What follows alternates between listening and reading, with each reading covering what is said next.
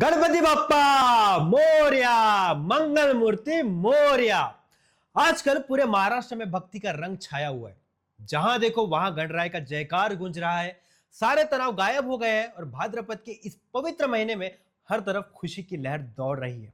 और यह सब सिर्फ और सिर्फ हमारे लाडले गणराय के आगमन की वजह से। बुद्धि के इस देवता, महाराष्ट्र के आराध्य, हमारे प्यारे गणपति को मेरा सादर प्रणाम। आज के इस वीडियो के टाइटल से आप समझ ही गए होंगे कि हम किसके बारे में बात करने वाले हैं। वैसे तो लाल बाग के राजा के बारे में बताना कोई बड़ी बात नहीं है, क्योंकि अगर आप गूगल में सिर्फ लाल बाग का राजा ये टाइप करेंगे ना तो पूरा पेज भर जाएगा। लेकिन फिर भी उसकी महिमा खत्म नहीं होगी। फिर भी ये हमारा छोटा सा प्रयास है उस लाल बाग के राजा के लिए। नमस्कार, मैं अहमद अडाऊ आप सभी का दिल से स्वागत करता हूं हमारे पुस्तकालय हिंदी यूट्यूब चैनल में। देखिए, मुझे पता है कि आप मेरी तरह ही उत्सुक हैं कि आज के इस एपिसोड में क्या खास जानने को मिलेगा। तो चलिए बिना समय गवाए शुरू करते हैं आज के एपिसोड। लेकिन उससे पहले एक बार फिर जोर से बोलिए, गणपति बप्पा मोरया। दोस्तों, मुंबई का नाम आते ही आंखों के सामने आते हैं गलियों की भीड़, समंदर के किनारे और उस एक खास राजा की यादें, लाल बाग का राजा। देखिए, यह सिर्फ एक गणेश की मूर्ति नहीं है, बल्कि लाखों दिलों का सहारा है, नवस का साक्षी है और श्रद्धा का सागर है।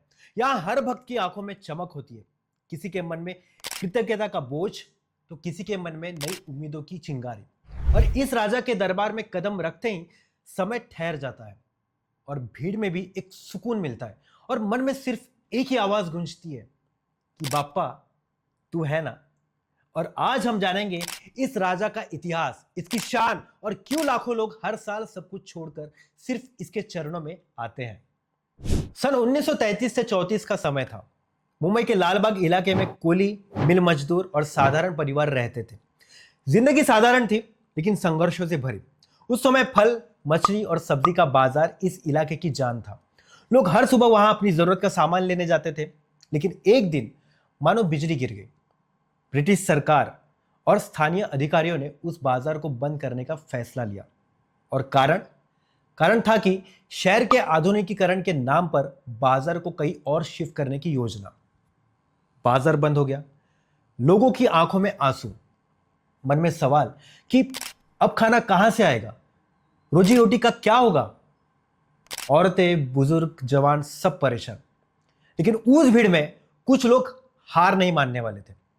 इलाके के प्रमुख लोग और नेता एकजुट हुए और बोले कि हम अपने इलाके में बाजार वापस लाएंगे और इसके लिए सबको एक साथ आना होगा।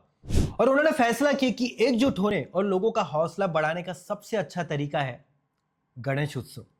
गणपति के दरबार में उन्होंने मन्नत मांगी कि बाप्पा, अगर तूने हमें हमारा बाजार वापस दिलवाया तो हम हर साल तेरा उत्सव धूमधाम से मनाएंगे।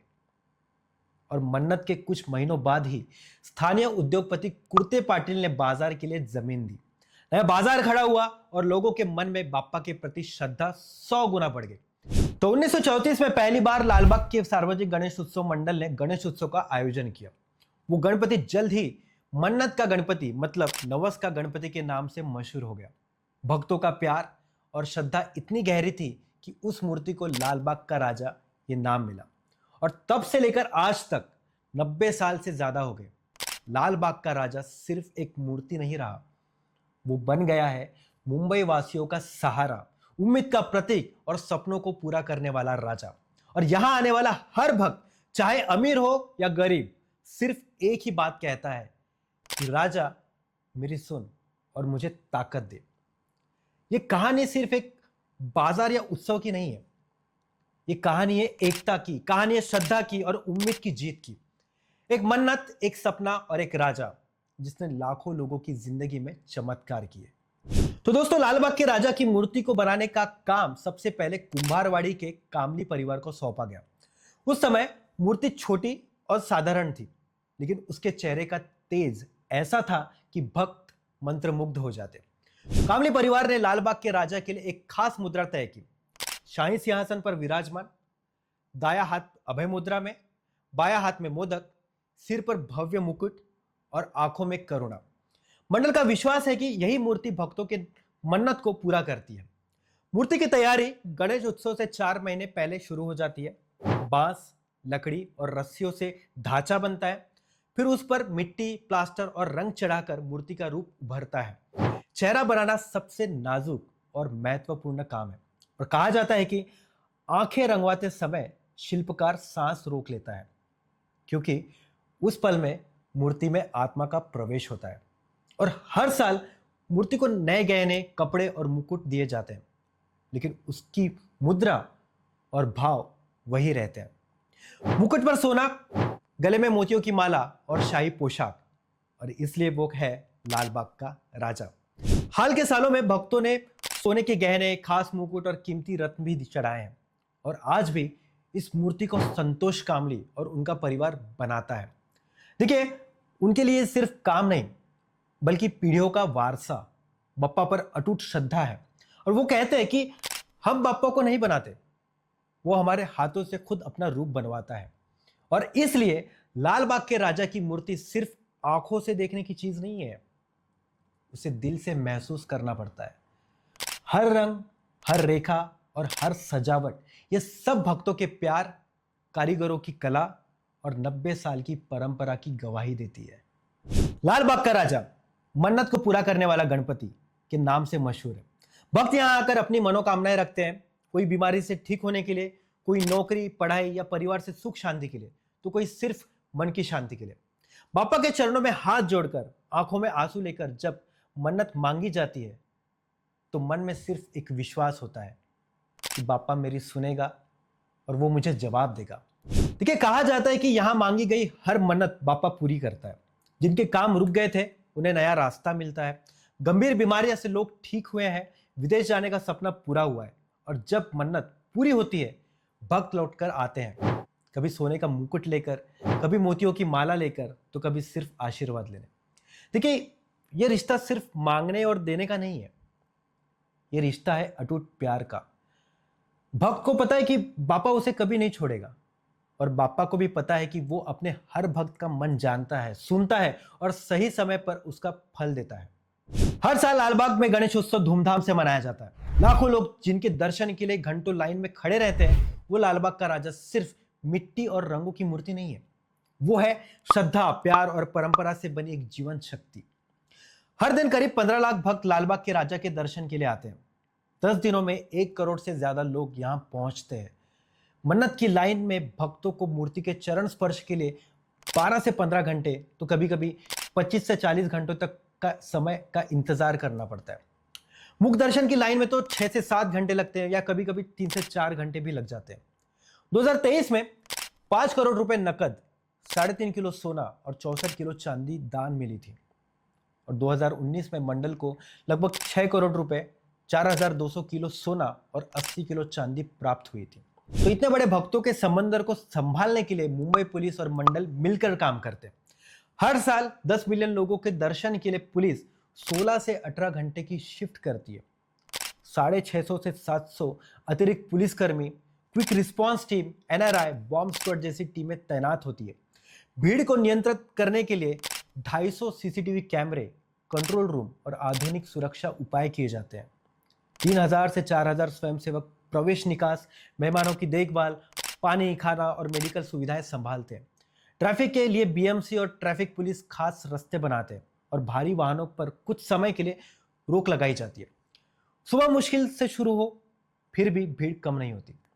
भक्त 12 से 40 घंटे धैर्य और उम्मीद के साथ लाइन में खड़े रहते हैं, सिर्फ एक विश्वास के साथ, बस एक बार बापा से आंखें मिल जाए। मंडल और पुलिस, जिनकी आंखों में श्रद्धा और काम का जुनून होता है, रात रात जागकर पूरी व्यवस्था संभालते हैं। 250 सीसीटीवी चालू, अद्भुत ऊर्जा और हजारों स्वयंसेवकों का प्यार, ये सब भक्तों के दर्शन के लिए अखंड चलता रहता है। और यह व्यवस्था सिर्फ एक धार्मिक आयोजन नहीं है, बल्कि श्रद्धा, सहयोग और सामाजिक कार्यशैली का एक शानदार नमूना है। तो दोस्तों, लालबाग के राजा का विसर्जन सिर्फ एक धार्मिक परंपरा नहीं, यह है प्यार, उत्साह और बिछड़ने के दुख का संगम। गणपति बाप्पा 11 दिन भक्तों के साथ रहकर, उनकी खुशियां, गम सुनकर, उनकी मनोकामनाएं पूरे करके जब अपने गांव कैलाश लौटते हैं तो पूरी मुंबई रात जगती है। गणेश उत्सव का आखिरी दिन शुरू होता है। मंडप में सुबह जल्दी महाआरती होती है। फूलों की बारिश, ढोल ताशों का शोर और बप्पा के जयकारों से माहौल गूंज उठता है। उस पल भक्तों के मन में दो भावनाएं होती है। पहली, खुशी, बप्पा ने मनोकामनाएं पूरी की है। और दूसरा, दुख, बप्पा अब जा रहे हैं। बप्पा को बड़े रथ पर विराजमान किया जाता है। रथ के चारों ओर सोने के गहने, मुकुट, रेशमी कपड़े में चमकता राजा और उसके आसपास असंख्य भक्त।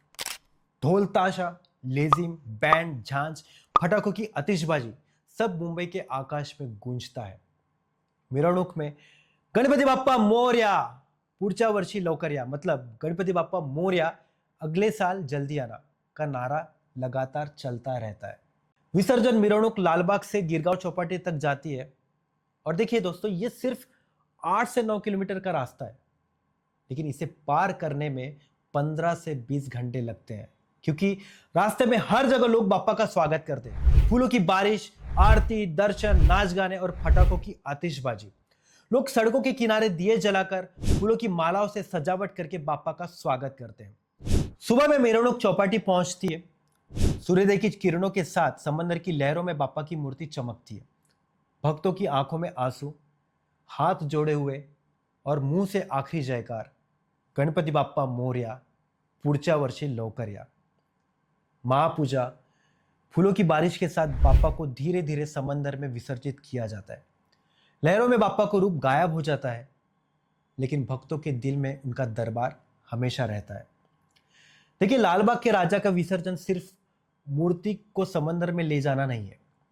यह 11 दिन की भक्ति, प्यार और समुदाय की एकता को समंदर को समर्पित करने का उत्सव है। भक्तों के लिए यह बिछड़ना सिर्फ अस्थायी है, क्योंकि उन्हें पता है कि अगले साल बाप्पा फिर आएंगे। तो दोस्तों, मन्नत हो या आभार, खुशी हो या आंसू, यहां हर भावना का सम्मान है। यहां आने वाला हर भक्त कुछ न कुछ लेकर जाता है, कभी संतुष्टि, कभी हिम्मत, तो कभी जिंदगी का नया मकसद। 10 दिन का यह सुनहरा सपना विसर्जन के पल में आंखों में आंसू लाता है, लेकिन मन में एक अटल विश्वास छोड़ जाता है कि अगले साल फिर मिलेंगे। क्योंकि लाल बाग का राजा सिर्फ एक गणेश मूर्ति नहीं, वो है हमारा दोस्त, हमारा सहारा और हमारी श्रद्धा की अनंत ज्योत। तो दोस्तों, कैसी लगी आज की जानकारी? पसंद आई है ना? तो जल्दी से इसे अपने परिवार और दोस्तों के साथ शेयर कीजिए और यह भी बताएं कि आपको यह एपिसोड कैसा लगा। क्या आप कभी लालबाग के राजा के दर्शन के लिए गए हैं? अगर हाँ, तो अपना अनुभव नीचे कमेंट में जरूर शेयर कीजिए। तब तक कि हम अगले एपिसोड की तैयारी में जुटते हैं। आप कहीं मत जाइए, कुछ ना कुछ पढ़ते रहिए, क्योंकि पढ़ोगे तो बढ़ोगे।